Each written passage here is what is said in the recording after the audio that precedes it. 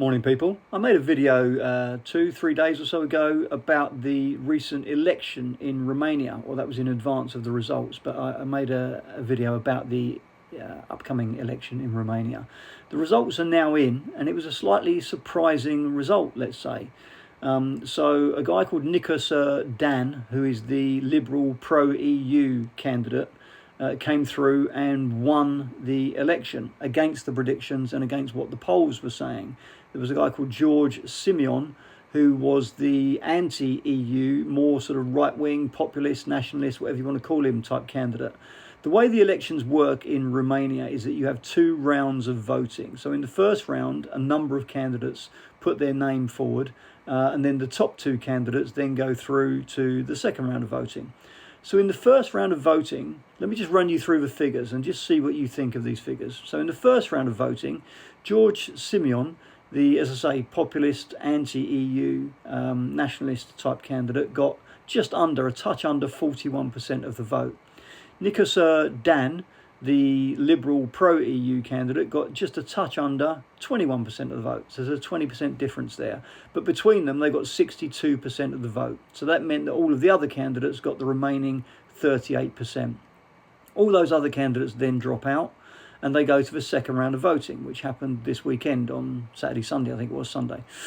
So the results after the second round of voting were that George Simeon, the populist candidate, he increased his vote from 41% to 46 and a bit percent. So his vote only went up by about 5 and a bit percent. Nikos Dan, by contrast, went up from 20% or 21% to 53.5%. So he increased his vote by about 33%. Do those numbers make any sense to you? Bear in mind that after the first round of voting, they had got 62% between them, and Simeon was 20% clear of Dan. That means there was a remaining 38% of votes still to be cast. Of those 38%, what we're saying is only about 5% went to the populist candidate that had been hugely popular in the first round, and 33% went to the Liberal candidate. So 80% of the remaining votes, more than 80% of the remaining votes, went to the pro-EU Liberal candidate. And the candidate that had got the vast majority of votes in the first round of voting, 41%, only gained an extra 5%. Does that sound right, or does that sound slightly suspicious? Of course it can happen. It may well be that everyone else that voted is a pro-EU Liberal voter. But does it seem likely that over 80% of the remaining voters all voted for the pro-EU Liberal candidate? Would it not have been a little bit more split? 70-30, 60-40, 65-35, something along those lines?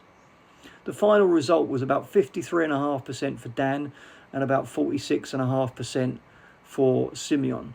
So that means you'd only have needed about a 4% change for it to have gone the other way around.